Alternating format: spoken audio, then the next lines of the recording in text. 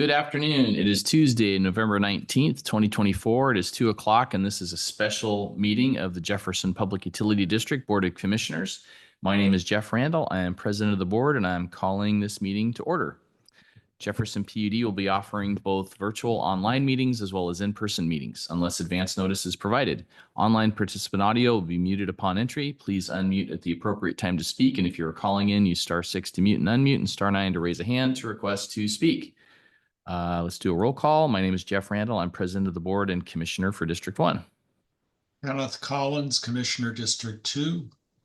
Dan Tupper, Commissioner for District 3. Okay, we're all present and accounted for.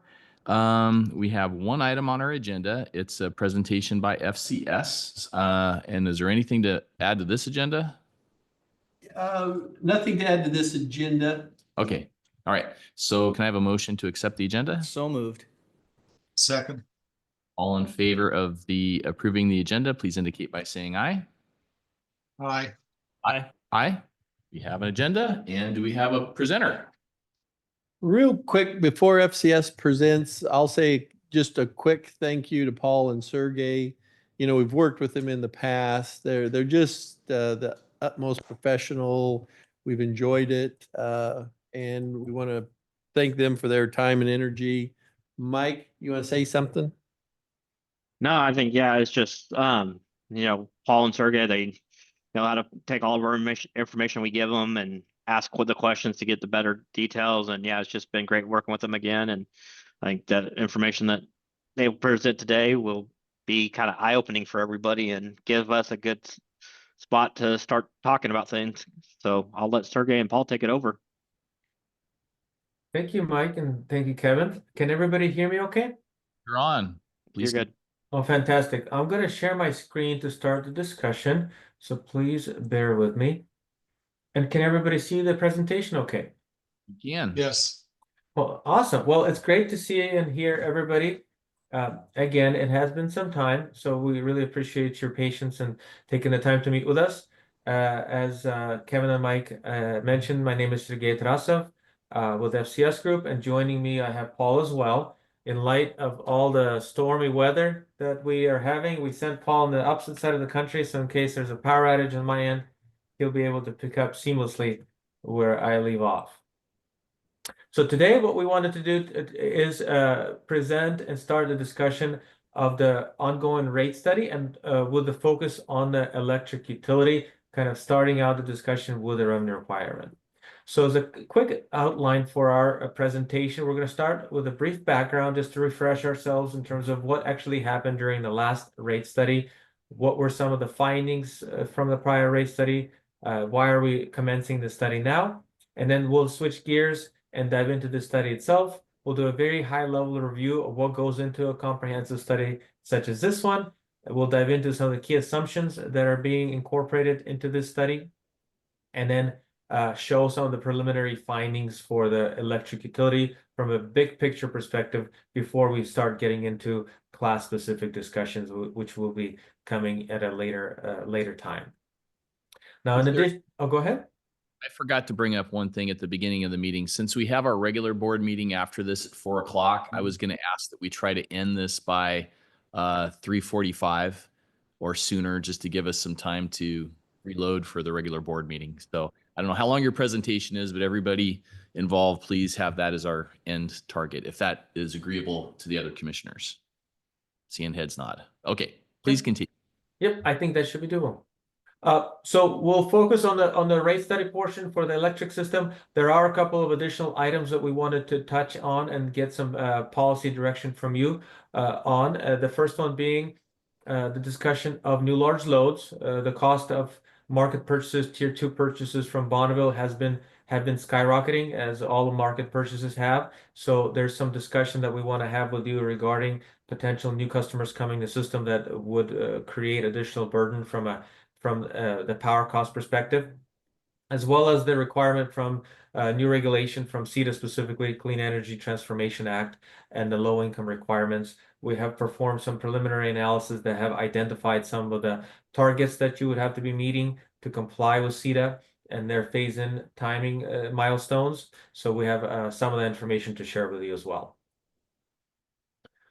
Hey, So the- Sergey, Yeah, Tupper, a little more clarification. I know we have the new contracts that'll get signed late next year, and the new large single load, they have a threshold, they being BPA written into those contracts. Are we talking about that as the same kind of threshold for us when we look at rates? Or are we looking at a smaller type of load that we consider a large load? How are we going to quantify that? yeah. So, and we'll talk about that in when we get to that section, but just as a quick preview, Bonneville defines the new large loads as pretty much 10 average megawatts or greater, but utilities will get impacted by once you exceed your tier 1 cost allocation, even below the 10 average megawatts.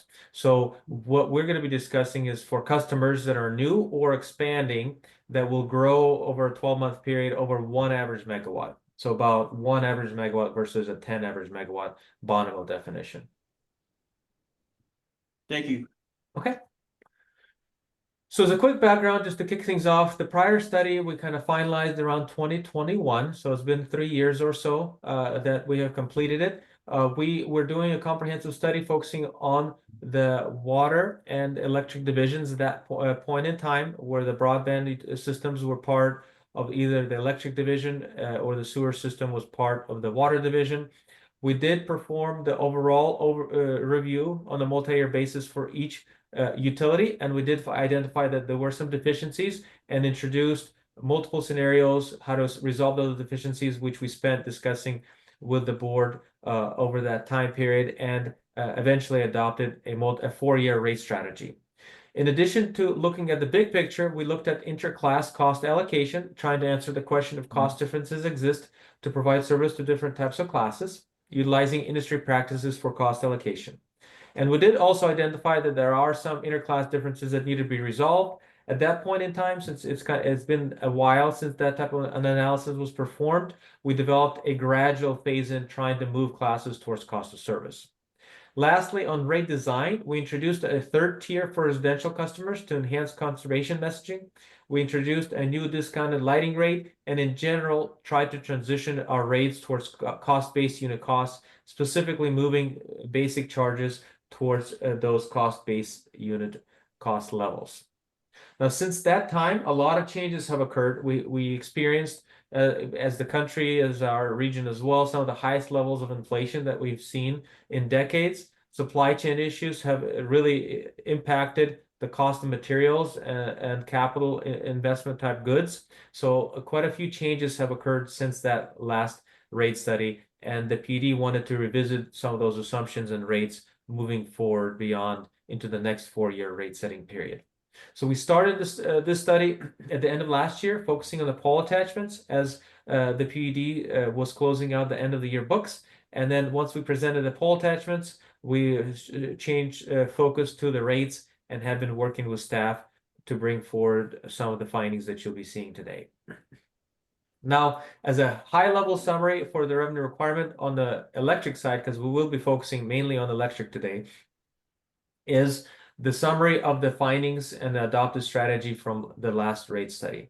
What you're looking at here is the 4-year plan that was adopted, which summarized the revenue requirement with the yellow portion of the bar. So the revenue requirements identified a strategy of about 4% to 4.25% per year that needed to be funded. These are annual increases. And the cost of service analysis looked at how does each class of service compare to that 4% average. If we're within about plus or minus 10% of the average, we were considered to be within cost of service. And as you can see, with a variety of positive and negative numbers, there are a few classes that are outside of that range of reasonableness. So the discussion that centered around last time was, well, we want to make progress, but we don't want to compound the impacts to our customers. So customers that we're showing were paying less than their allocated share costs received increases slightly above the average increase. Accounts that were showing that they need to go down or have a lower increase than the average had a rate increase implemented that was slightly below the average. That way, it was a very gradual transition, but it was still trying to transition our classes towards cost of service.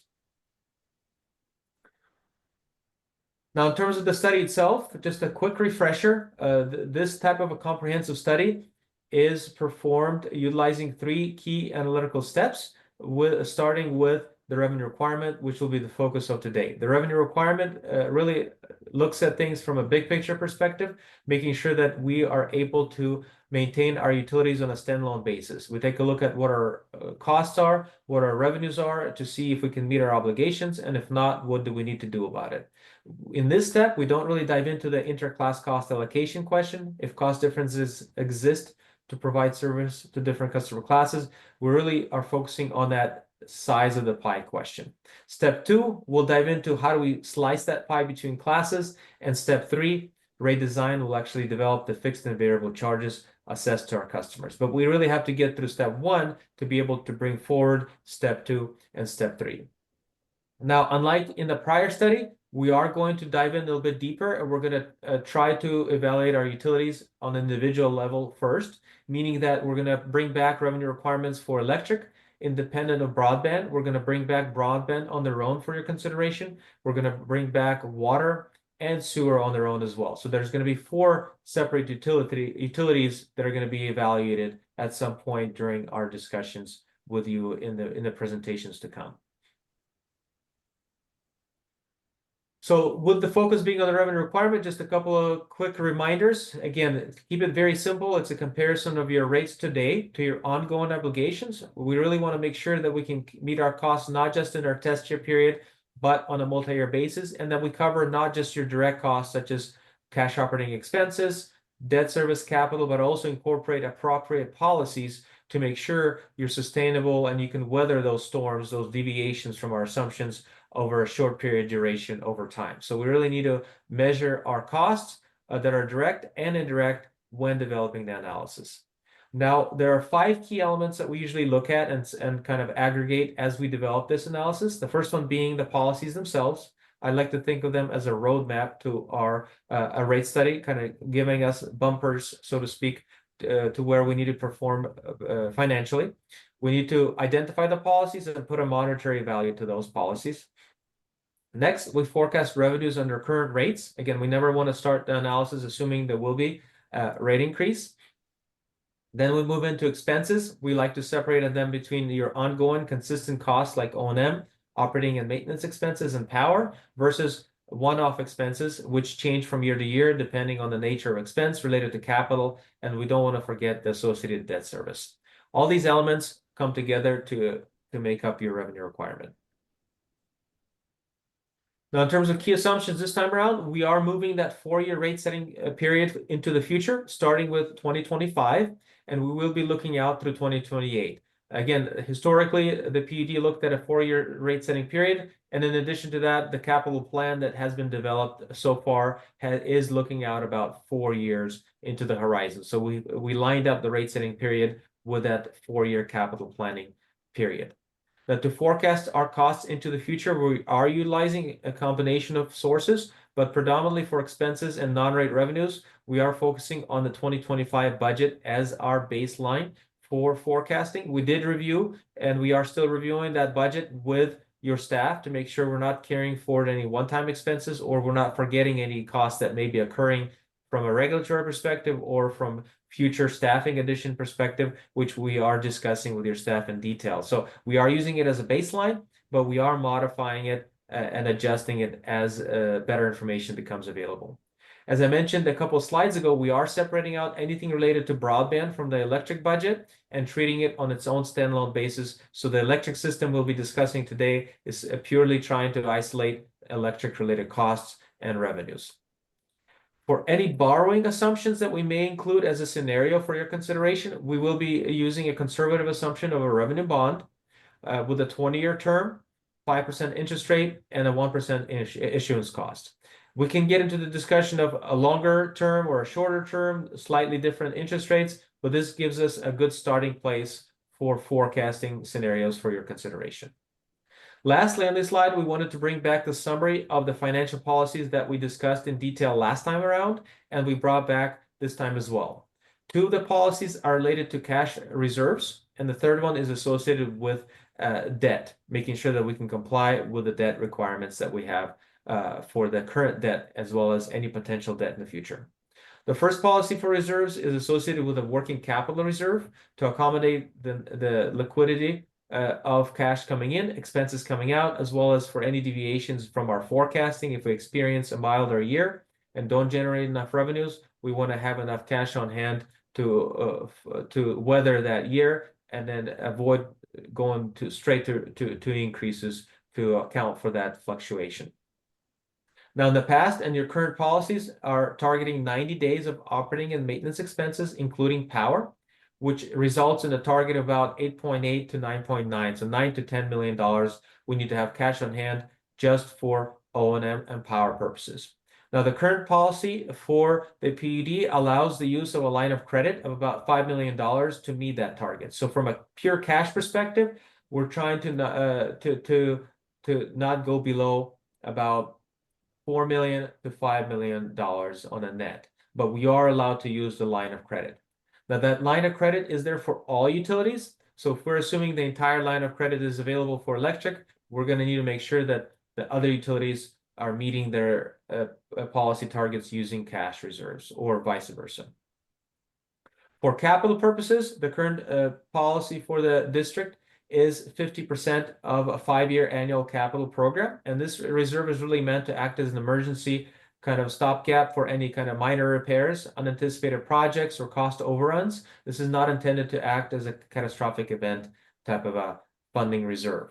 And in general, with the capital improvement program that we have based on the 4-year plan, that target is around $7 million, $7.4 million. Now, depending on the scenario and the final capital plan that gets adopted, this reserve will most likely change.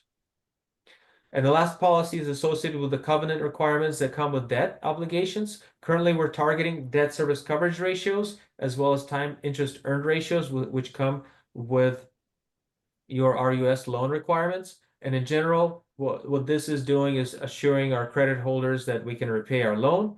This ratio looks at the net difference between revenues and eligible expenses. The difference has to cover not only the annual payment, but also generate a cushion sufficient enough to meet those requirements and generate extra cash flow, which can be used for other purposes like paying for capital. The target is about 1.25 for coverage and the time interest earned ratio, and the operating coverage and time interest ratio is 1.1.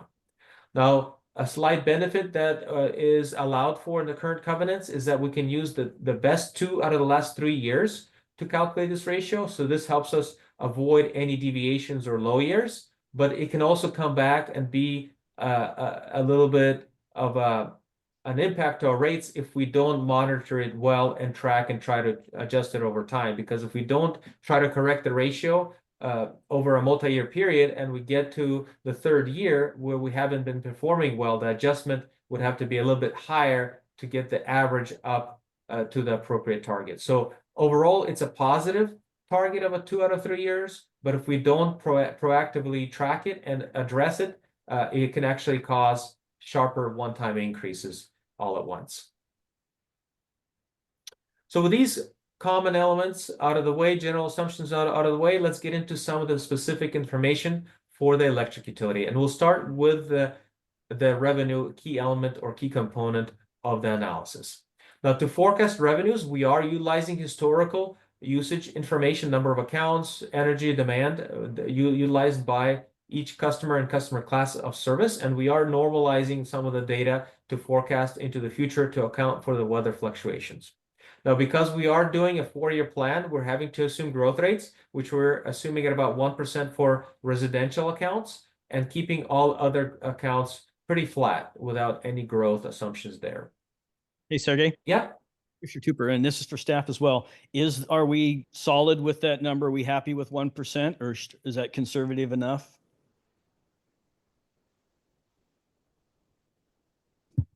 So from staff's point of view, we're okay with that number. We have, a couple large subdivisions coming on, some stuff like that where we think we will hit the 1%, but we also have some large customers that will be coming on also, which will cover the spread if we don't bring the subdivisions on at the times we think we will. Thank you. Yeah, and the net difference in the growth, kind of taking the whole system, is about 0.6%. We compare to the Bonneville forecast, and we're coming in pretty close to the Bonneville forecast as well. So in addition to our rate revenues, we're also forecasting non-rate revenues, which are coming from rent from property, such as pole attachment fees, late charges, interest income, the pass-through contract rates with the mill, as well as other miscellaneous revenues. But as you can see visually from the item below, from the bar chart below, predominantly majority of your revenues are coming from rates. So while we should be tracking and utilizing all the revenue sources we can, any kind of deviations or shortfalls will predominantly be covered through our ongoing rate revenues. Now, for modeling purposes, we excluded any revenues coming from property taxes or timber sales. Those have been reallocated to the broadband utility. So right now, those revenue sources are not included in our forecast for the electric system. Looking at expenses, starting with operating and maintenance expenses, we are, as I mentioned, using the 2025 budget as the baseline, going over each line item and escalating the line items based on the nature of the cost, varying from general cost inflation of 3%, labor cost inflation, benefits, insurance, and so on. So anywhere from 3 to 6%. Now, these increases are more in line with historical levels of inflation. So we're hedging that our inflation levels will go back to the long-term averages. We're not forecasting any deviations like we saw a couple years ago of 10% or 6% per year. So our average inflation over the next 4-year period, strictly on the operating and maintenance side, is projected to be about 3.3% per year. That bumps our expenses from about $18.4 million to about $20.3 million. Sergey? Yeah. I'm gonna back up just a little second here. My mind's been turning on the timber tax issue. Can Mike, I don't know off the top of my head what we normally see, and I know it fluctuates. What's our timber revenue usually figure out to be? How much of an amount are we looking at there? Because what my thinking took me on that is if we're delegating that to broadband for somewhere between 1,000 and 5,000 customers, that's revenue that would otherwise go to the electric that's not going there. So the 20,000 electric customers would be subsidizing up that portion. That's in our rates. If we're going to give that money, delegate that money towards broadband revenue rather than towards electric revenue. I don't have that number right offhand, Dan. Yeah. But it's Yeah. part of our it's part of our county tax revenues that come in. It's not always separate, so it's hard to determine what's the actual timber sales comes from. But it's usually about $500,000, between $500,000 and $600,000 that we get in revenues. But I don't know as far as what the actual timber revenues are right offhand. An estimate was good. So like I said, my thinking is if that's money revenue that's not being delegated to the electric side, that's a shortfall, that has to be made up in rates. So that's my thinking. And I think the number is important, and remembering what that is, I guess my conclusion wouldn't be that it's anybody subsidizing anybody. It's just Jefferson PUD revenue that we've chosen to allocate partly to water and partly to broadband now, and we could allocate it to something else in the future. And I would like to see us get the broadband so it's covering itself. And frankly, I'd like to see that, at some point going into cash reserves, because I think that's where we're really hurting. But, Yeah, I'm not taking a position. I just want to be clear on the things that are impacting the electric rates. Okay. All right, please continue, Sergey. Okay. The next cost component that we wanted to evaluate is the cost of power and purchase transmission expenses from Bonneville Power Administration. So we are utilizing the current billing determinants for fiscal year of 2024 through 2025, which starts in October of every year. So the fiscal year for 24 started in October of 2023, and that rate period runs through October of 25. Or September of 25, technically speaking. The fiscal year 26 rates will go into effect in October of 2025. Now, preliminarily, Bonneville is going through their rate increase and rate case right now, and the draft information that they have released indicates that they will be raising rates on the power side around 9%, and on the purchase transmission side around 20%. Now, these are preliminary numbers. They may change, but that's the best information that we have available from them at this point. In addition to your tier 1 power, Bonneville is projecting that the PUD will be now purchasing tier 2 power. So once you exceed your tier 1 cost allocation, that cheap power from the federal system, you have to procure the incremental difference either from Bonneville through short-term tier 2 products or on your own through market purchases. And a lot of utilities, at least in the interim, are choosing to utilize Bonneville to procure that power. And right now, the plan is in the preliminary stages is that you will be going to Bonneville for that tier 2 purchase. I believe the current estimate is that 2 average megawatts will be supplied through tier 2 in the next 3-year rate period with them. Now, the current prices for tier 2 product are around $60 per megawatt hour. Based on the jump that happened from 2023 to 24, they went up from about $33 per megawatt hour to $60 per megawatt hour. Based on what we're seeing in the market and the mid-C index, that trend is still continuing. So for planning purposes, we're estimating that's going to go up to about 80. Now that number could be something totally different. It could be slightly less. It could be a little bit more. For planning purposes, we're assuming it's going to be 80. Currently, it's not the biggest component of your power product, but it is a pretty substantial cost differential between your tier 1 power, which is about $36 or so per megawatt hour just for purchase power, versus tier 2 power, which we're estimating is at 80. So it is a little bit of an impact from a cost perspective.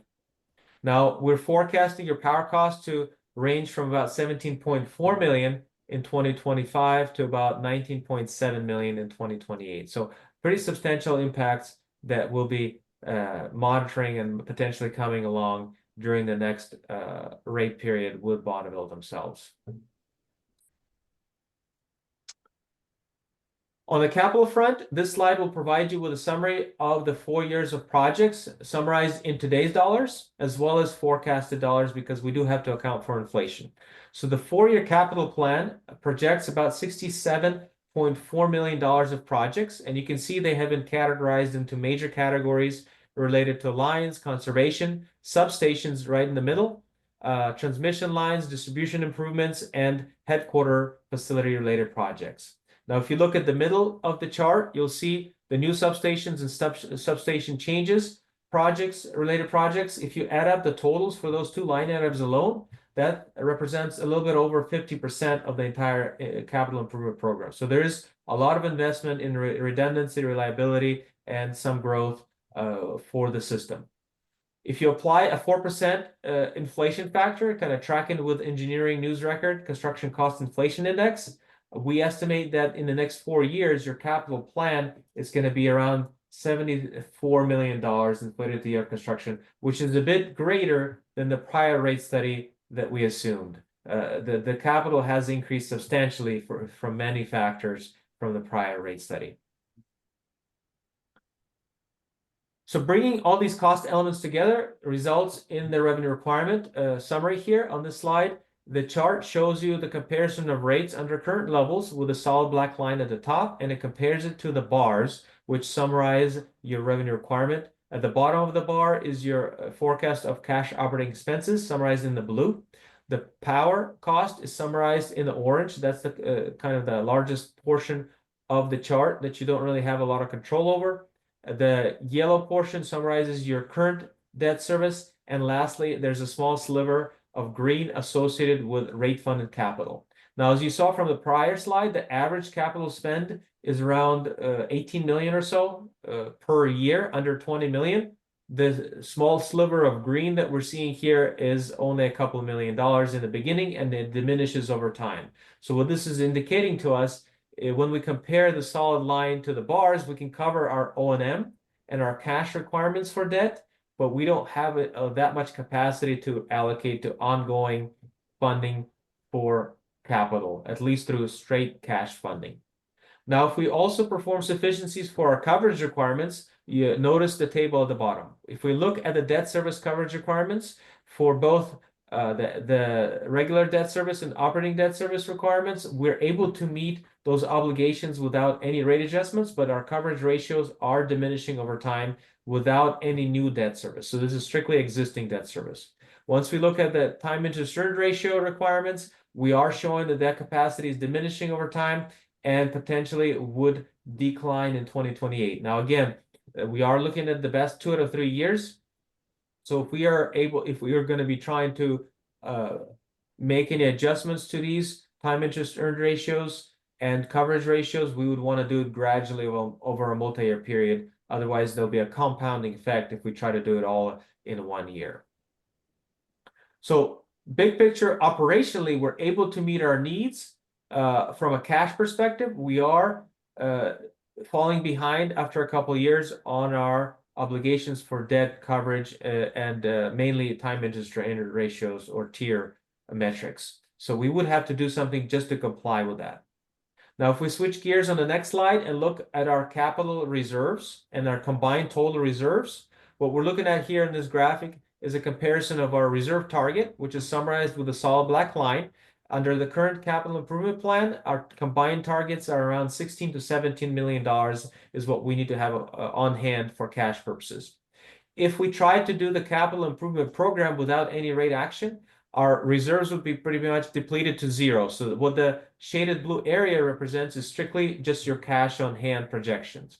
If we account for the line of credit, we can have about 5 million more, which is represented with that slight orange portion of the shaded area. So accounting for line of credit, we would be ending fiscal year 20 or calendar year 25 with about $5 million with a line of credit, or almost at zero if we just look at cash on hand.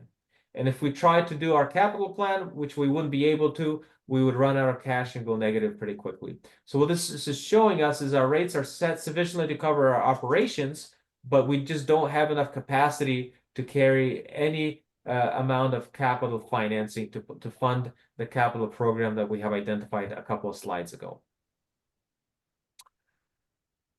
So what does that mean? So for our initial discussion, for our first discussion with you, we have prepared 3 scenarios for your consideration.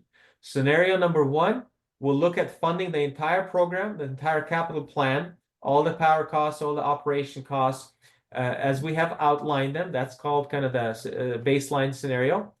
Now, this scenario does anticipate the use of new debt service. And in order for us to be able to fund our substations and our headquarter projects, we're anticipating you would need to borrow around 2026 time period. And the borrowing preliminarily, again, you'll definitely revisit it if you go this route before the issuance.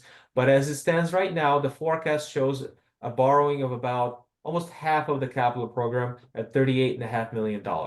So we have a $74 million program, about 38.5 is being forecasted to pay for those substations and the headquarter facility improvements. Now, we ran 2 additional scenarios. The scenario 2 looked at mitigating and keeping annual rate increases at 9% or below.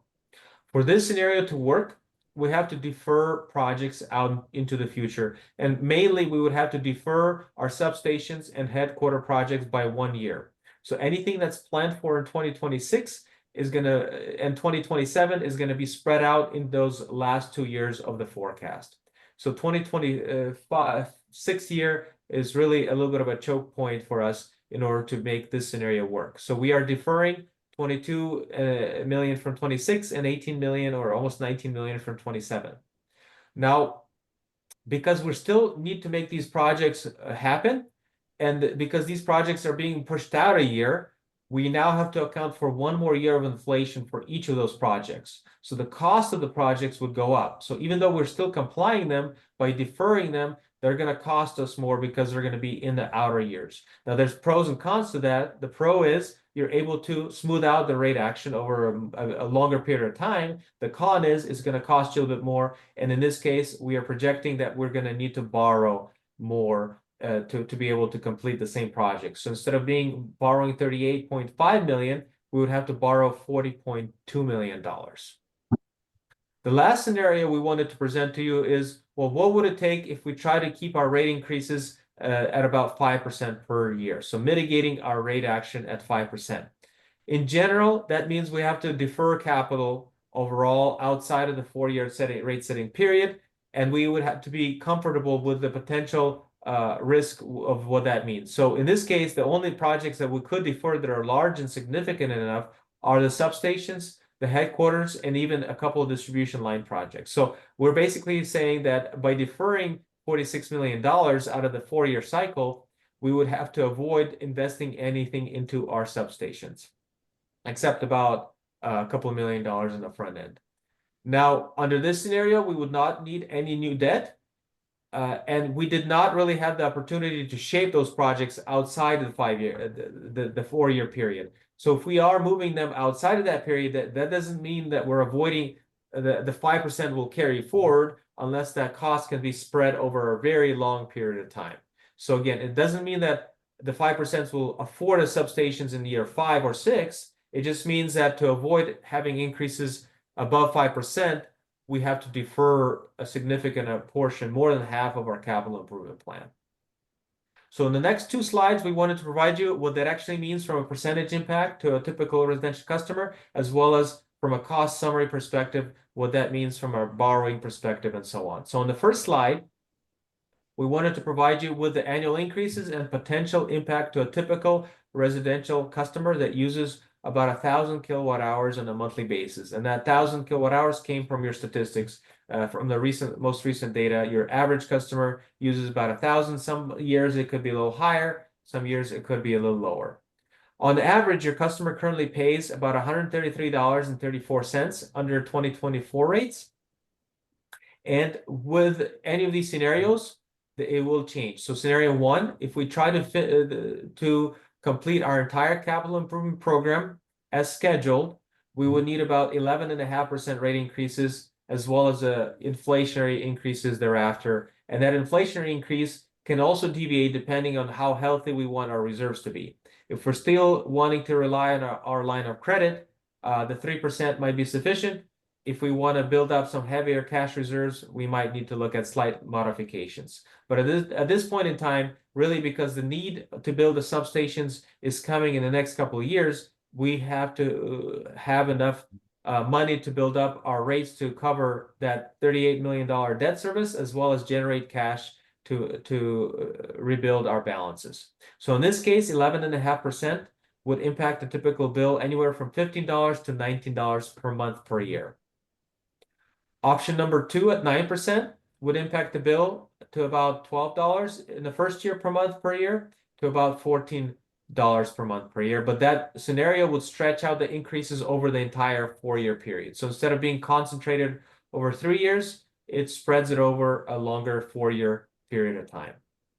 Lastly, the 5% scenario, again, caps the increases at 5%, which is about $7 on average, depending on the year, per month per year over the entire 4-year period. But you are having to invest less into your system. So the second slide that we're going to move into in a second, and then we can come back once I kind of finish through that slide, it will show you what we have to do to accomplish our scenarios. So on this slide, and I apologize, there's a little bit more numbers, but we wanted to have as close of a side-by-side comparison as possible. This shows you the amount of capital that we're able to complete in the first line of every scenario. It shows you the debt service and the year of the debt service anticipated to be issued. And we compare our ending fund balances, including the line of credit, versus our target. So reviewing the first scenario, the upper line shows you that we do have significant investments with the substation and the headquarters buildings in 26 and 27, with some of those costs starting in 25. So pretty heavy investment in those 3 years. And our total plan inflated to the year construction is $73.8 million. We're borrowing 38.5 in 26, and we're projecting to end the reserves actually below our targets, even with a line of credit 2 out of 4 of those years. And the reason why we're ending in below is because, again, we're trying to balance our increases with the completion or compliance with policies. Because we're projecting to meet policy targets in this scenario by 28, we're okay with deviating and being a little bit below targets in 25 and 27. But again, that is an assumption we're making. You could want to look at complying with policies sooner, which would require potentially additional rate action to do so. Scenario 2 shifts the projects from 26. As you can see in scenario 1, the projects are about $28 million. In scenario 2, they dropped to about $6 million in 26 because they're being reorganized and pushed out into 27 and into 28. The inflated cost goes up to 75.4 million. So just pushing those big projects out another year or two goes from increases our cost from 74 million to 75.5, just keeping some rounding in place. Because we're shifting the projects, we can delay our debt issuance a year, but that debt issuance has to be higher at about $40 million. Our reserve targets are fairly similar because our total capital does not change, but we're also not able to meet those reserves in every single year. We get pretty close in 28, within about $1 million, but again, we're trying to balance that impact with compliance with policies. Lastly, our 5% increase would just move the capital completely out. So instead of looking at 73.8 million, we're looking at $27.4 million to be completed in the next 4-year cycle. So that's a pretty significant amount of capital as we talked about being deferred. No new debt would be necessary for this alternative, and we would be able to phase in our reserves up to the target level by the last year. Now you'll notice that the reserve targets are smaller. They're not 17 million, they're closer to 13 million, and that's because our 5-year capital plan in this case would be a lot lower, so we would not need to have as much on hand for this alternative. So I'll pause here now. I know this is a lot of information I threw at you. Do let me know if you want me to switch back between slides, or if you have any questions for the current findings. Can we just do a little check of how many more slides do you have? But I do like the chance to ask some questions here, but how many more slides? I would say, I think we have a rate survey for rates, and then that concludes our rate discussion. And then we have 2 slides for rate design for new large load, and maybe another 5 for the CETA. So probably another 10 or so slides. Okay, so let's ask some questions and have some discussion, guys. So on the reserves, you referenced reserves quite a bit in the last few slides. And again, as our expenses increase and our revenues need to increase to cover that, automatically the amount of reserve we have to have is going to go up as well. So Yeah. I'm assuming you're using that 1% number we saw earlier as part of that. I don't know what inflationary numbers you're using, but the reserves to me are one of the biggest components. We need the right amount of reserve. So I don't know what all's being taken into account, but if we're at a $60 million budget, we need a $15 million per our own policies, a $15 million reserve. And I'm not as comfortable maybe as others with using that $5 million line of credit as part of that, because we might need that 5 million, elsewhere in the utility. So I'm a little concerned about where our reserve levels are going to be as we transverse through this next 4 years. Okay, so that's kind of your position, not necessarily a question. Ken, did you want to go? I'm still digesting the numbers. Right, I'll take a shot. So I have a question, Sergey. Just did some quick back of the napkin calculations too. So number one, you've got us borrowing money, 38.5 million. You've got us proceeding with the capital. Options 1 and 2 have us proceeding with the capital projects as staff proposes. Option 1 has us borrowing that money. What are the rate impacts assumed with that, or is that coming next, or? Oh, so the rate increases are either 11.5% for scenario 1, where we are doing the entire plan as stated at the same schedule as stated. So that's 11.5% per year for 3 years. And then, sorry about that. Yeah. And option 2, it will be 9% every single year.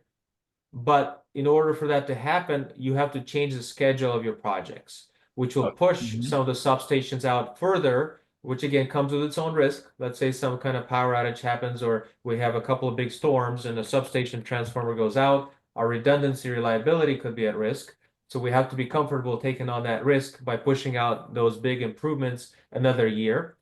And the second issue with pushing them out a year is that they're probably going to be more costly the longer we wait, right? As we have seen, especially with the supply chain issues, cost of transformers skyrocketed over the last 5 years. So We don't know what else could happen in the next couple of years with those costs, but assuming just regular inflation, if we wait longer to do those projects and we still do them, they're going to cost us more than if we do them sooner. So let me see if I can restate this. So options 1 and 2 have us borrowing the money to build the Yes. projects. Option 1, we borrow sooner. The cost is a little less because we start sooner. It's 38.5 million. Option 2, we borrow a little later.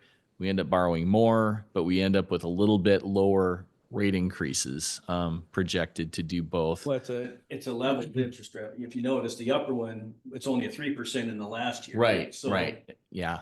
Okay. Wow. Yeah, I think, again, personally, and as much as it pains me to tell our public this, option 3 isn't even an option to me. We are so far behind the curve on our infrastructure that I just don't see how we can postpone Yeah. the level of projects. It really seems like, we've heard from staff that we've got, we're kind of got a bunch of Band-Aids holding everything together out there, and we've got growth coming. And just to say we're not going to proceed with these substation projects doesn't seem tenable to me. It doesn't seem like a real option. Kevin? So, and we have talked to Sergey about this. There is calculated risk, but that's where I think part of this scenario turns into, okay, we set some priorities and we do, okay, this station has to go next. So we do some now, some later, postpone, move things around. And that gives you a little different scenario, but it does help with our cash flow. And then, Kevin, is there any assumptions about any success on getting grants for any of these things? How does that play into this So thought process?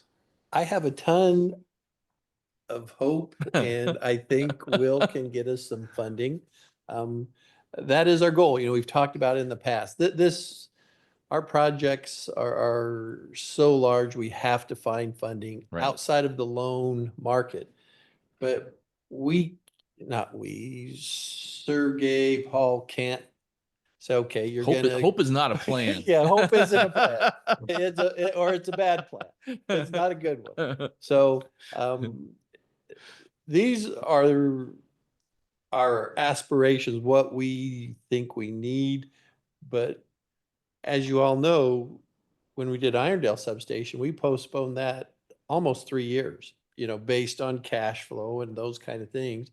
It's risk mitigation. Yeah, and there's a couple factors we have to be mindful of. You asked about the grants, maybe, but I think if we look at, the way things are going nationally, that a lot of the money that's been put out there for infrastructure could get pulled back, could get postponed.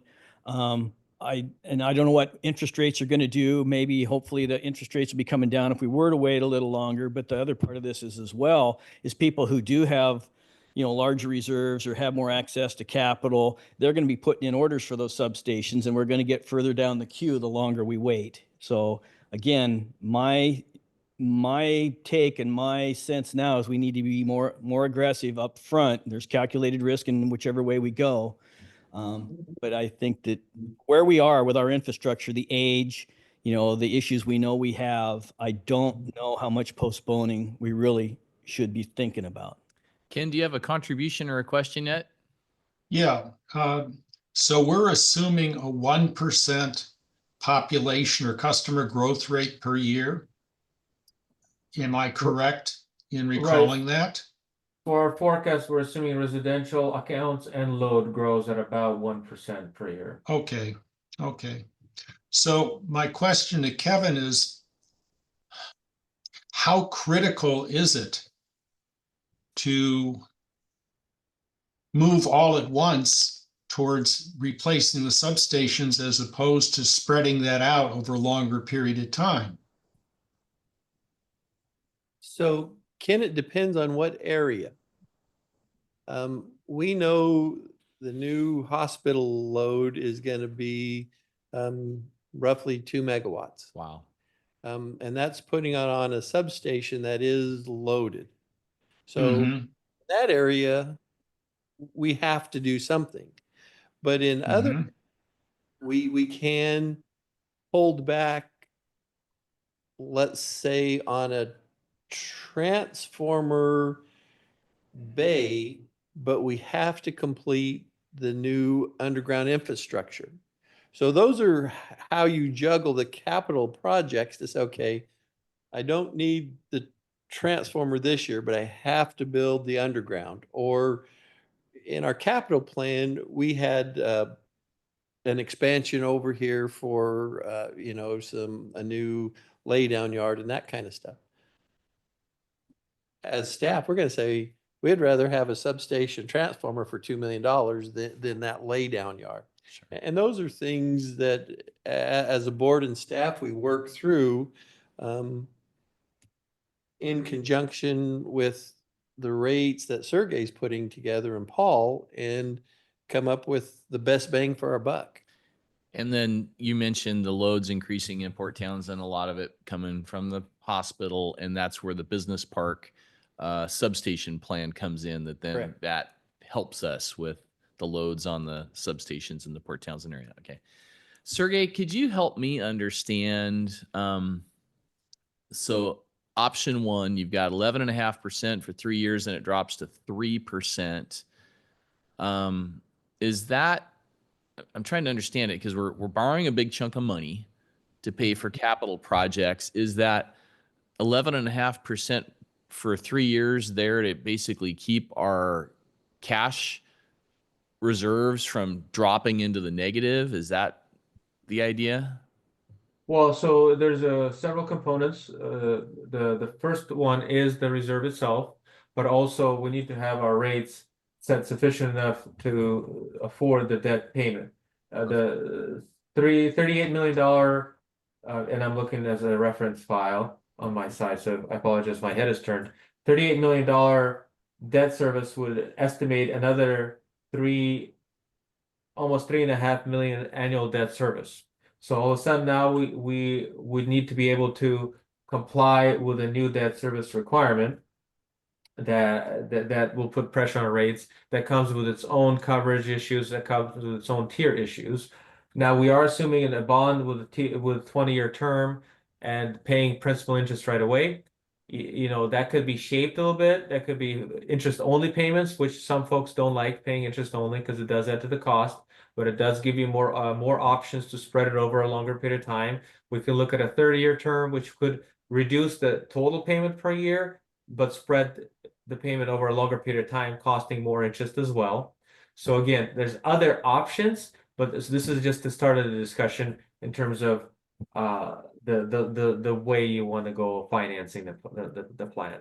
For again, rough numbers, our current RUS loan's about 6 million a year. So that's like a 50% increase of what our big hunk of debt payment is, to give us a feel. Right. Yeah. Your current debt is 6.3, and that would add another 3.4 to it.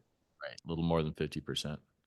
Mhm. Wow. There's like no like easy options here. This is the serious adult discussion land here. Well, previous ones, if we chose to slow play it, this is the result. It compounds as we go over time. It gets worse the further you go. Mm-hmm.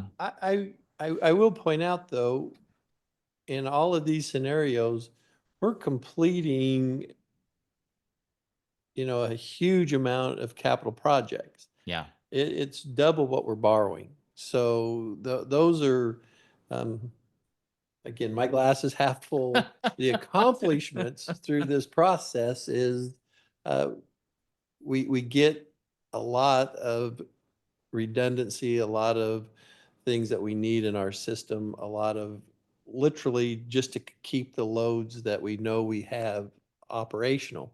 And but I believe if staff, the board, and FCS work together, we can move these numbers in a way that is very positive for everyone. Right. Okay. So, Can you go ahead? yeah. Kevin, on average, how long can we expect a transformer to last? 50 to 60 years. Okay, Transformers we're looking at replacing are 60+ years old. so we've got a couple that are really at the end of their life, their useful life. They're Yes, we need to start replacing them, Ken. But, you know, we do the oil samples. Everything looks good right now.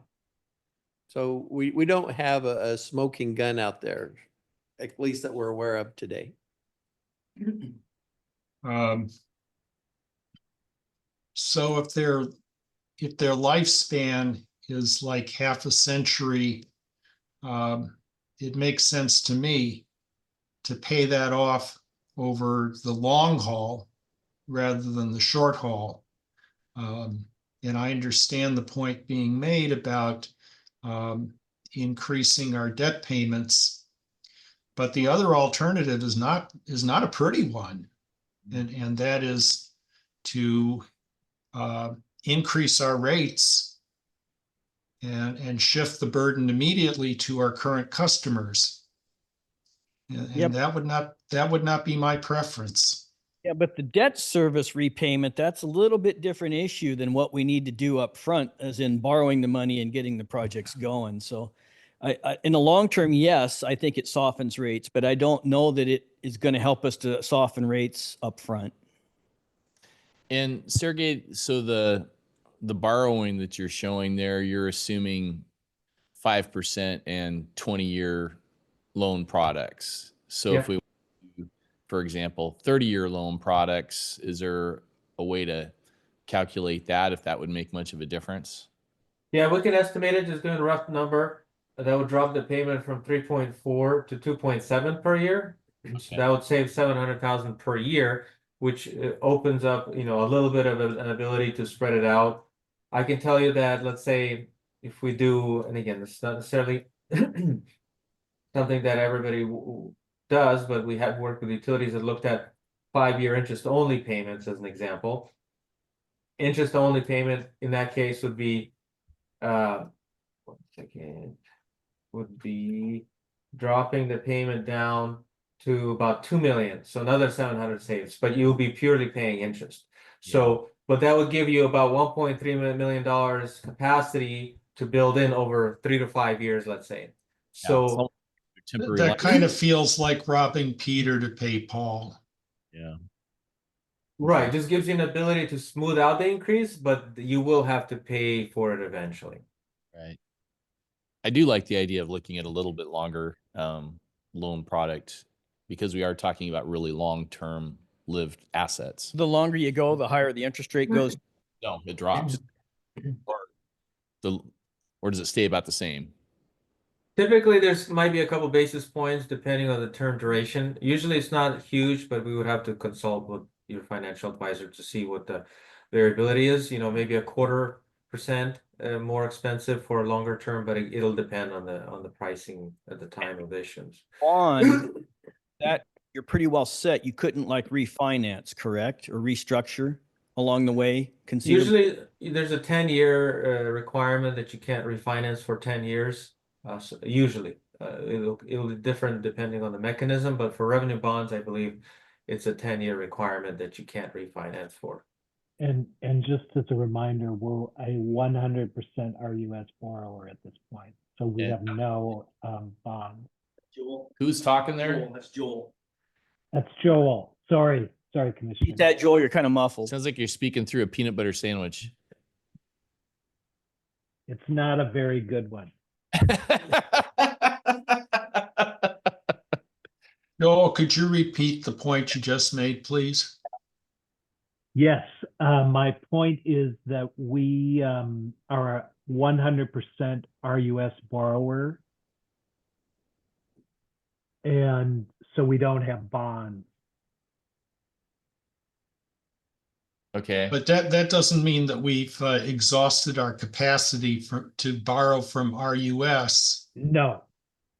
And No. typically, when we borrow from RUS, isn't that a fixed interest rate over the entire length of the debt? Yes, that's correct. Thank you. And is that also running around 5%, Mike, for like what we're talking about there? Just under 5%. I think it was like it's between 4 and 5% right now. Okay. And then what's your understanding of the options on the term links with RUS? It depends on what you're borrowing for. They Okay. kind of look at what assets you're looking to finance through that, and they kind of base it off of that. That's why when we did the building and the AMI, they kind of did a hybrid, and I think they did it between 20 and 25 years for the Okay. two. But they just did look at what you're financing for. All right. And the other thing, it seemed like that took a long time to get that money available. It was in like 2 years or something. It just seemed like it took forever. I don't know what, how that would play into it if we're RUS borrowing, and how long would it actually take us to get the cash? So It is a process.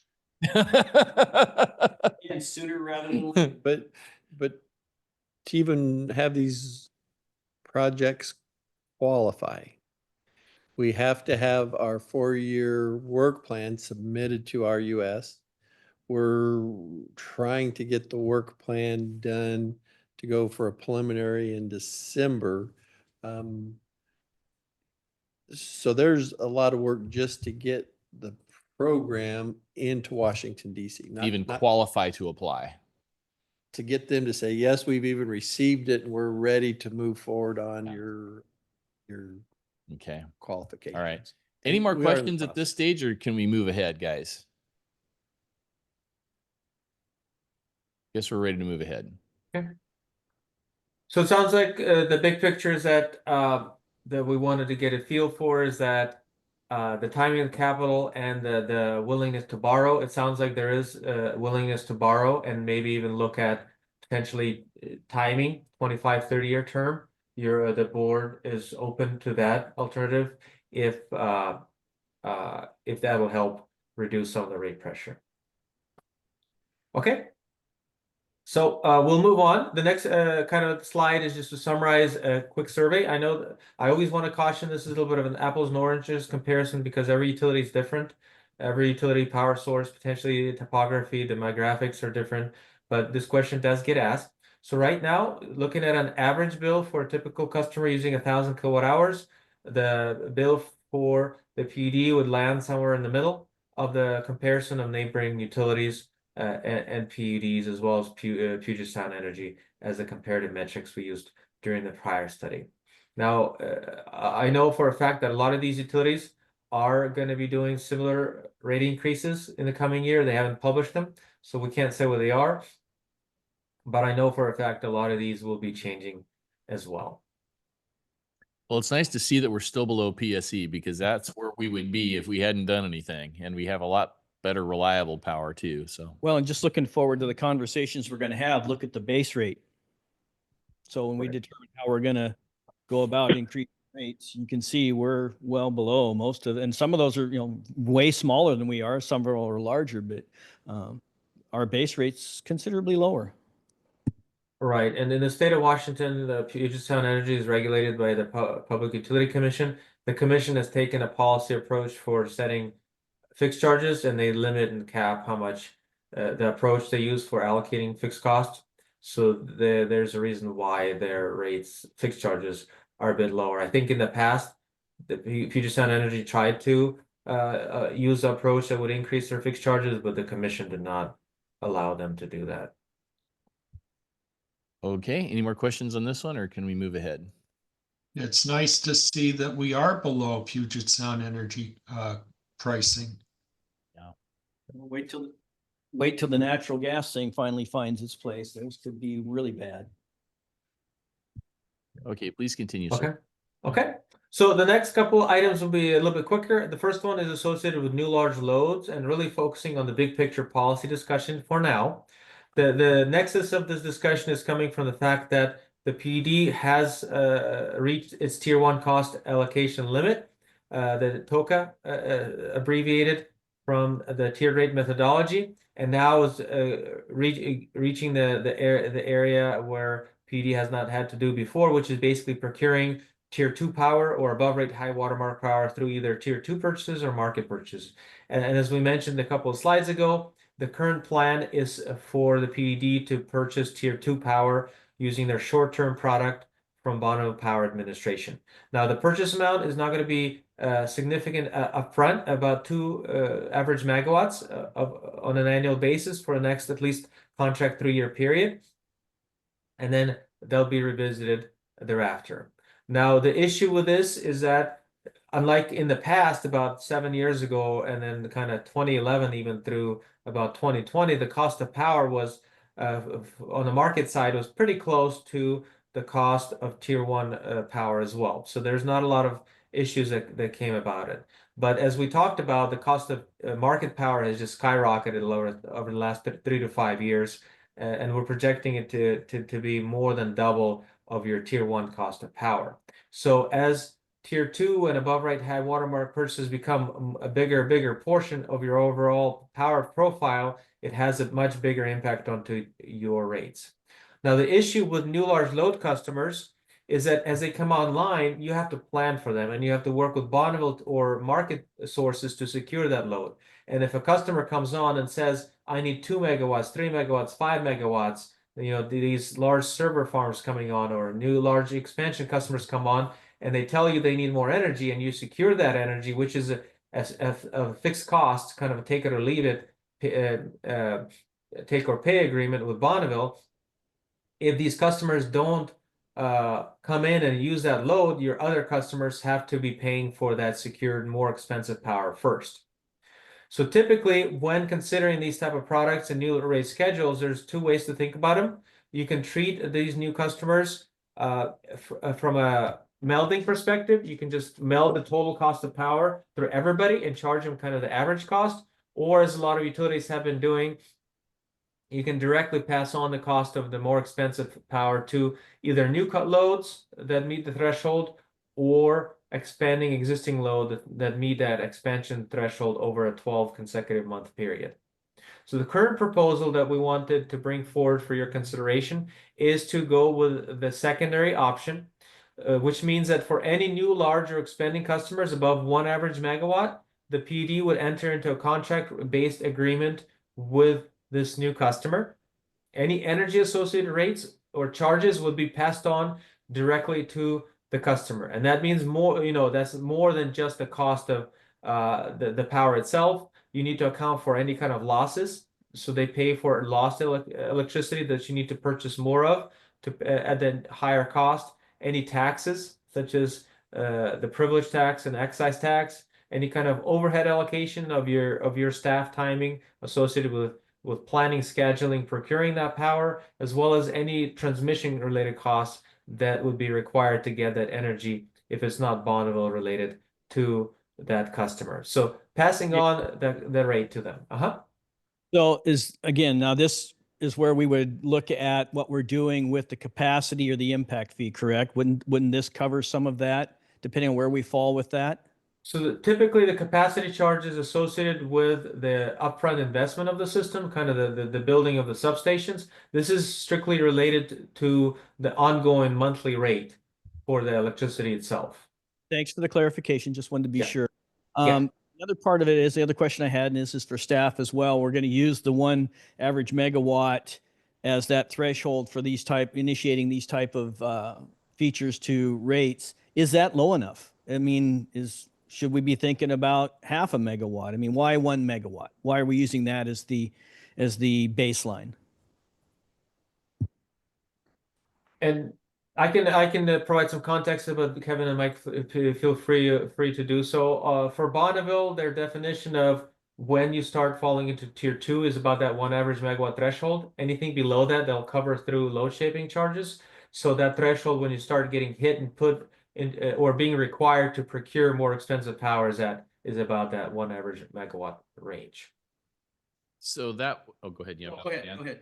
I was going to ask, so if we had a new subdivision come on and those loads added up to over an average megawatt, we would do that because that's not a single customer. And yeah, okay. And then if we had this policy work in place, and how long, so somebody comes in now and they're saying, hey, I want service, and we have some process for figuring out, okay, you got to put, you have to pay us this much to do this to get you service. How much time do we think this would add to that process? Is someone just going to say, get frustrated, throw up their hands and go away because it's going to take us a while to figure this all out? Or is there any way to know?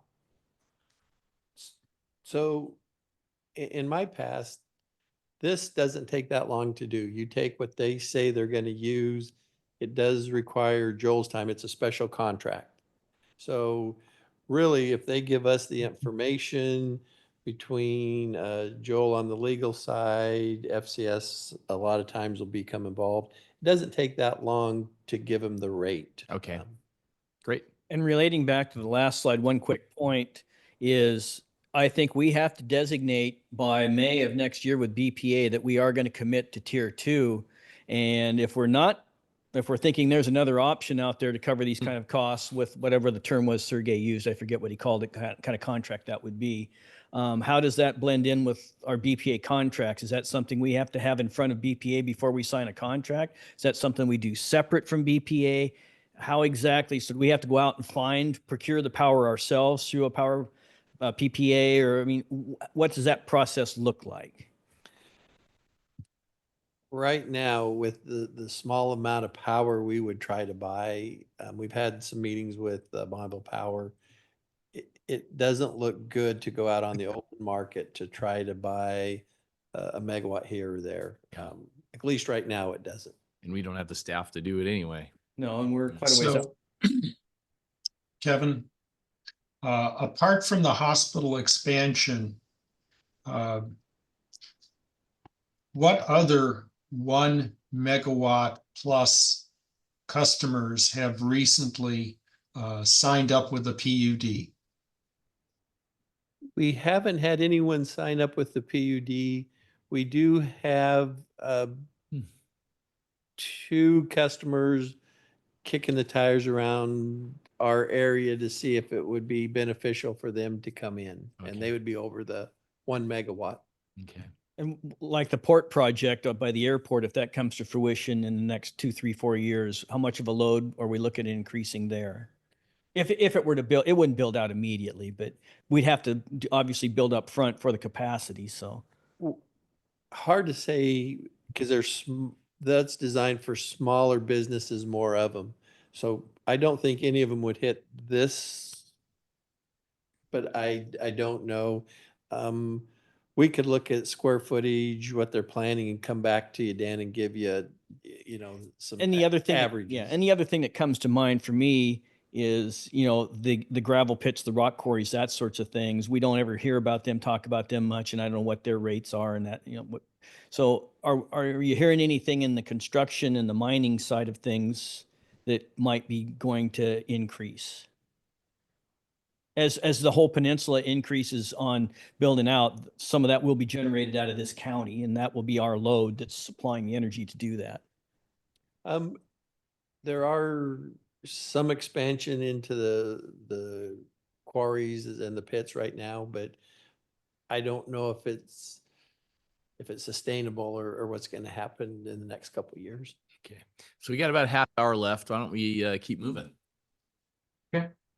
Yep, so the current proposal is just to summarize, to pass on the energy charges and any other pass-through costs, as well as to determine a cost-based distribution charge. Again, because these type of customers may require specific substation additions or feeders or dedicated facilities, since it's going to be a contract rate, you could work out specific items associated with those distribution costs, which will need to be modeled.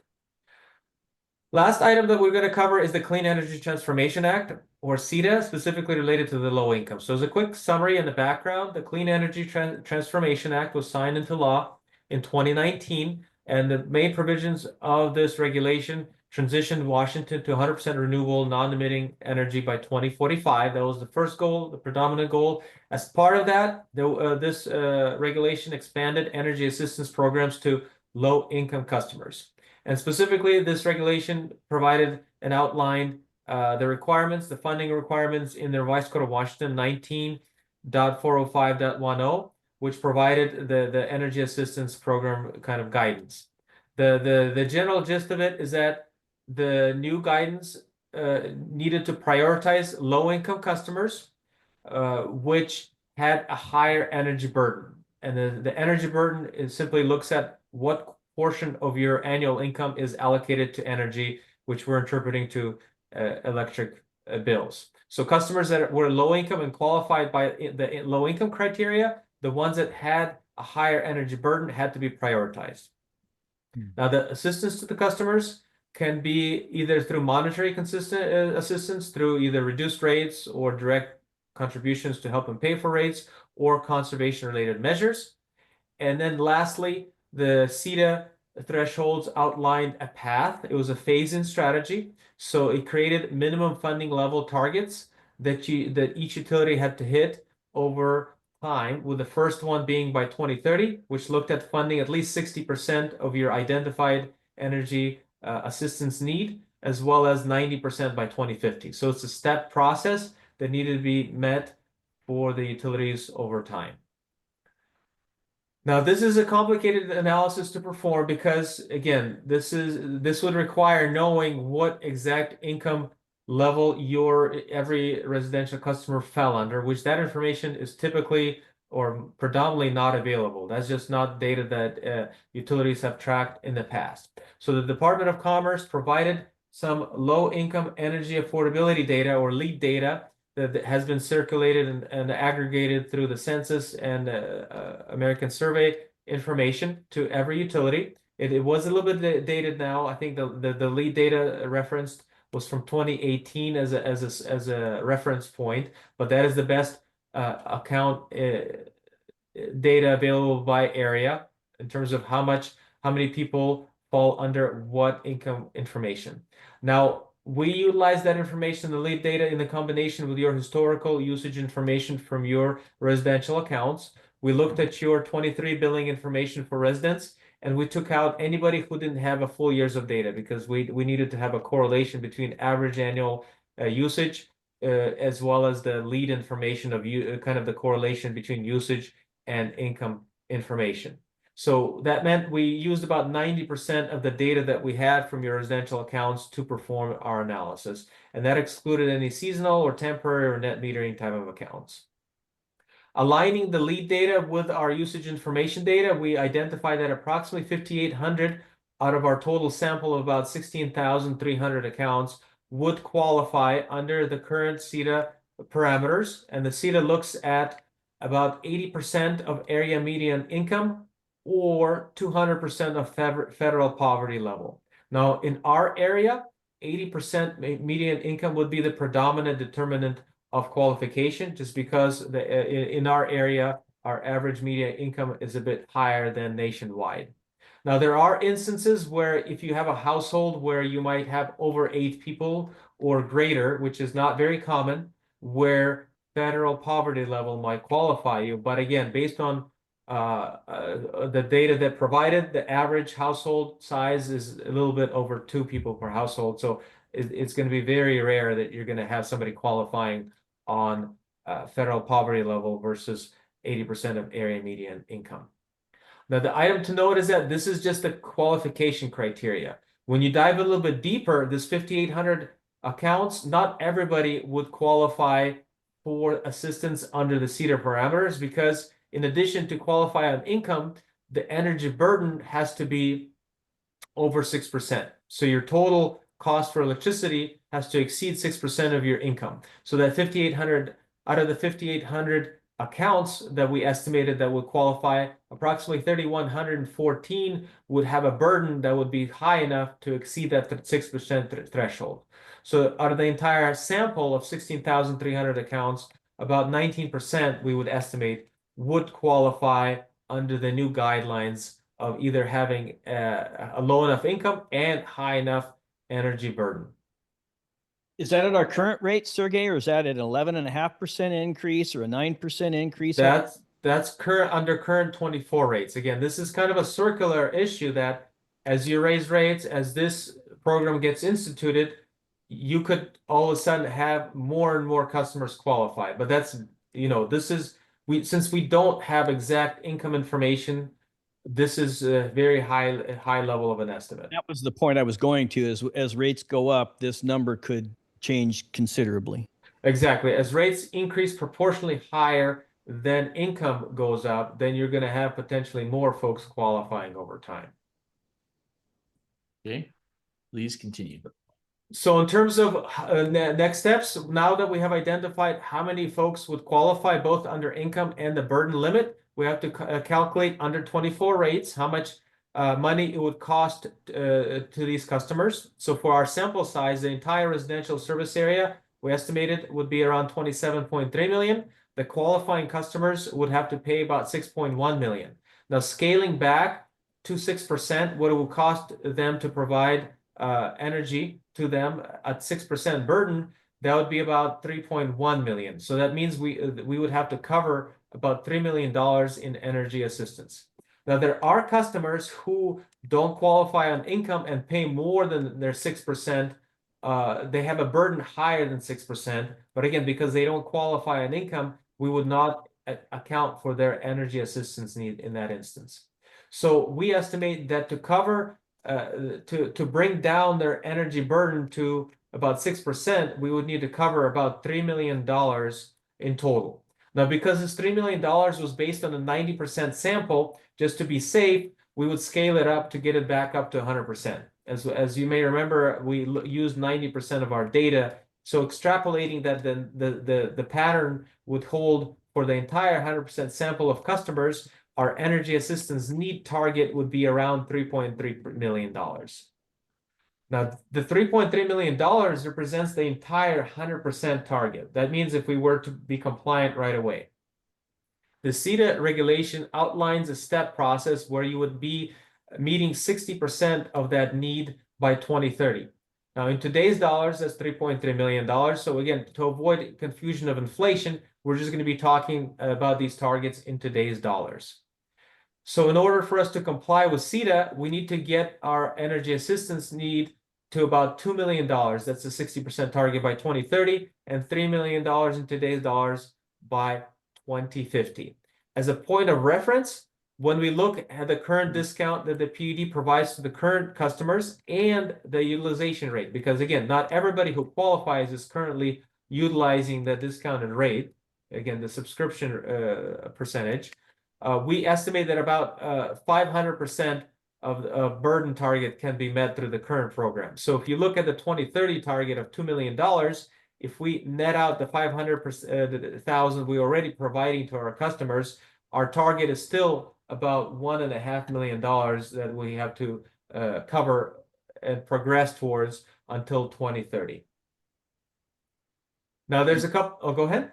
I was just going to ask you now, Sergey, is any of this reflected in those rate increases that you've already discussed, or that was only to cover the capital needs? That was only to cover the capital. So this is a separate discussion point that needs to be taken into consideration independently of those rate adjustments. Okay. Okay.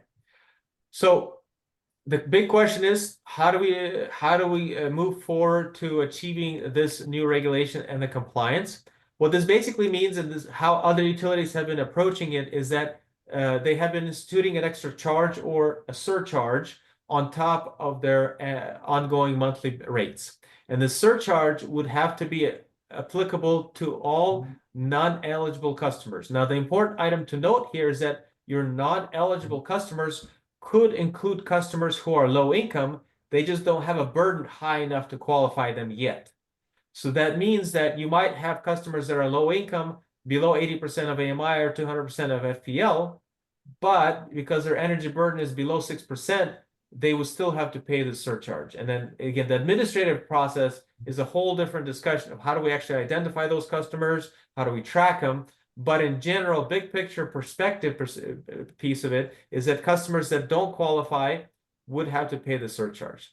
The second point of the question is, how do we institute the surcharge? Do we do it through the fixed charge, or do we do it through an energy charge, or a combination of the two?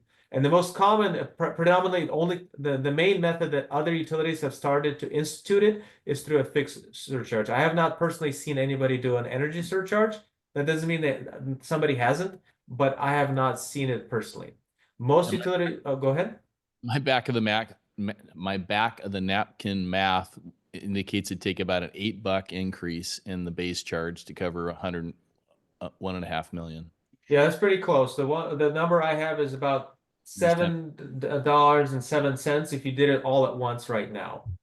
So you could take a phased-in approach, which would look at gradually implementing it. So let's say you started it in 2025, you would be somewhere in $1.20. Next year it'd be $2.40. Next year it'd be $3.50, and so on until you get to $7.10 by 2030 in today's dollars. So you would have to obviously account for rate increases and adjustments. But in today's dollars, your total target is $7 to make up that 60% target range. And if you were to gradually do it, you can start at $1.20 and then slowly move it up to about $7 to $8 by the time it gets to 2030. Right.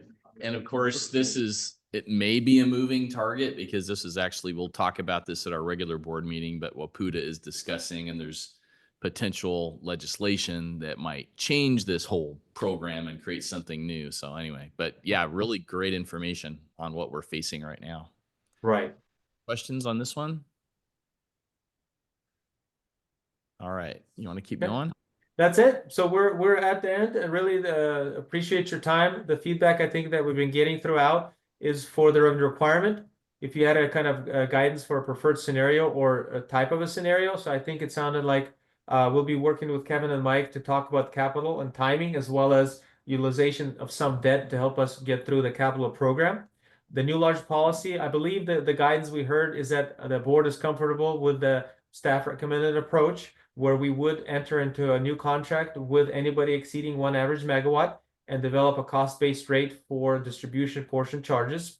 And then for CETA, the most common approach that we've been seeing is the fixed surcharge. We have an estimate of what that would need to be, and the board will have to consider if they're comfortable moving with a phased approach. Do they want to get into a one-time approach, or any other discussions that you might be having at your board meeting coming up?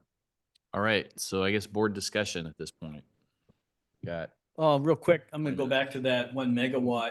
You know, if people are paying attention to what we're doing and they're coming in and they say they want 975, you know, kVA or whatever it would average megawatt. average, well, you know, just under the 1 million to avoid that. I mean, should we have some sort of a more of a variance there, that if you're within a certain amount to that megawatt, that would matter, so that we're not getting people trying to game the system, so to speak? I haven't seen that. Doesn't mean you couldn't, but I've usually on these contracts, it's a fixed number. You're above or below. I have seen it where you say, okay, you're below now, but when you go above next year, that's when So I guess what I'm asking is, if they were to apply for, you know, permitting or whatever to set up a contract, how much input do we have as to, oh no, you're going to use more than what you're telling us you're going to use up front? How do you determine those types of things? If they've got 3-phase, 480, you know, generators, or, you know, how's that going to work? What do we do to determine the accuracy of these asks? So in my past, these industrial customers, they have an engineering firm that calculates their loads and figures out what they're going to produce, what they need. And that's what we use to determine their usage, is what their engineers who know all the motors and calculate. We use their numbers to go for the first year of usage. Okay. So we're comfortable. Because it could be a big change to our revenue and things like that, and our costs. What could, for a very small difference in their opinion versus ours.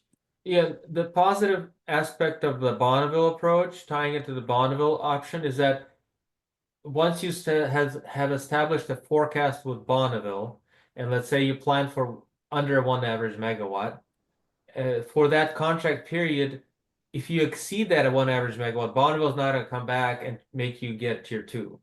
Right. So once you agree on their load forecast and you determine that you don't need any tier 2, but all of a sudden somebody expanded for that 2 or 3 year contract that you're signing with Bonneville, they're not going to come back retroactively and make you get tier 2 power. They'll just charge you the load shaping charges.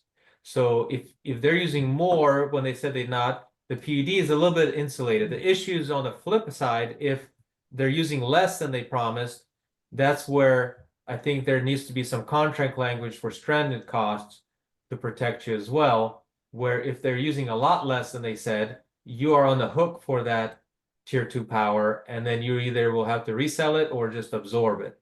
So I think the issue could be on the opposite end of things, at least in the short-term period when you're renewing your 2-year or 3-year agreements with Bonneville, depending which way they want to go. I like the recommendation that we're kind of in a little bit granular here about the balance to it to do that. So I'm okay with it, as long as we're thinking about every aspect, pro and con, as to how it could play out when, because it's, again, this is rate impacts. Yeah. Power out there, whether it's tier 2 or on the market, that could throw things off in a real big hurry. So I'll go next. So on the CETA low income surcharge, back in 2016, when the commissioners modified the rates before I came on the board, they did have a rate study done and they did increase the base rates. And at that time, $2 of the base rate increase was added to provide for the low income program that we have today. So I would support, setting that goal of getting up to the 2030 CETA low income, where we're supposed to be, presuming it stays. And if the state amends the program, then we can look at amending our rates. But I would I would recommend that we increase the base charge that much to get to the 2030 levels. And I'd like to see us call it out, basically say, here's our base rate increase, X amount of that each year is for the low income program. Because I think that helps the customers understand one of the reasons we're doing it and one of the benefits that money is going towards. And then on the whole preferred scenario on the revenue requirements, man, that is complicated. I like the idea of, looking at a little longer loan options through RUS if we qualify for this type of equipment, because that can, lower the initial impact of the rate increases. And other than that, it seems like we have to do it. But when I see like 11% rate increases, I just think, boy, we are going to have to communicate really clearly with our customers, because as soon as you get into double-digit rate increases, even if it's only, $20 a month on somebody's power bill, they see that percentage and it just sounds egregious. And I think we have to really communicate why we're doing this, all the other things we're doing to try and minimize rate impacts, like if we adopt the capacity charge for new development, and try to show that we're being responsible. And it's just going to require, I think, a lot of communication. Then also say, even though it's saying it's 11%, here's your likely impact on your bill based on how much use. So I think that, getting out there early with stories and stuff, just so that people understand what we're doing. Yeah, I don't disagree with any of that, but I think we also need to, bracket that with, we're 12 years in to the electric business, and we've tried to really lessen impacts along the way. But, it was an aging infrastructure. It was by a lot of people that haven't been here 10 years, So I think we need to reiterate our story of this is another reason why, low income obviously is a big part of that. But, the infrastructure is 60 years old, some of it. And so I think we need to basically inform people again of who we are and where we are and how we got here when we talk about the rate increase, because the bills are coming due. And you're right. I mean, when I was at doorbelling back in 2017, one of the questions I would ask people is, I ask them, do you have any experience at Jefferson PUD? And then I'd ask them how long they'd been in the county. And I was really surprised how many people had been here 2 months, so I think you're right. We can't assume people know our story. And, because we're kind of still a new electric utility. We're not kind of. Yeah, are. We're paying off that loan, so we have higher rates in some reasons because we bought later, we bought the utility later. Ken, do you have any kind of final thoughts? Yes. My thought is that even with all our efforts to explain why rates are going up, a lot of people still will be unhappy about that. And I think there's nothing we can do about that. But I'm guardedly optimistic about our options and being able to spread the cost of needed infrastructure that is going to last half a century approximately over a longer mortgage period time to soften that impact. I think it remains to be seen about the low income surcharge because other utilities smaller than us have a larger percentage of low income people and would be hard pressed to meet the current state expectations. It doesn't sound like we get customers very often coming into our area who require 1 megawatt or more. I think it's something of a hypothetical. It would be nice if it happened on a regular basis in terms of the area's economy, but clearly it doesn't happen. So I appreciate, Sergey, your presentation.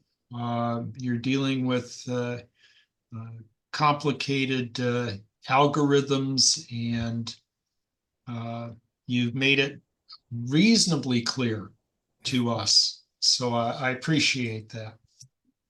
One other point again, too, we're talking about the commerce attempt on the low income, and we've talked about CETA. I guess one of my questions is, are there any other qualifications with CETA that we have to meet that we didn't talk about? We obviously talked about the low income component. Are there others? The CCA, the Climate Commitment Act, we get some money back from that. I don't know if it offsets what we're going to have to pay out to comply with that. Because I know another thing that's on the radar, and maybe we'll discuss this later on today too, is, the electrification of our fleet. There's things going in place now with like bucket trucks and that sort of thing where they're going to, basically, you're not going to get, right the way it stands now, we won't get an exemption. We have to have electric bucket trucks in a county where we got to travel 80 miles in the cold and the dark without utilizing any of the equipment on the truck, and the range is only 70 miles. So there's things that we may have to do to comply that we're not talking about or thinking about that could hit us in this current rate study cost of service timeline. So I know this is the first shot, but I think there's a whole bunch of other things floating around out there, out of CCA, out of commerce, out of CETA, that we really need to be look overall at everything that's going to hit us, because I think there's more than we're actually aware of, quite honestly, at the moment. Good points. And so Sergey, you've got on there next steps, water, sewer, and broadband, and you've got rates effective April 1, 2025. Is that rates that we have? I guess I'm wondering, what are the next steps with what we talked about today? So we'll incorporate the information from your feedback. We'll have a quick meeting with Mike and Kevin to talk about the capital timing and finalize some changes to those scenarios.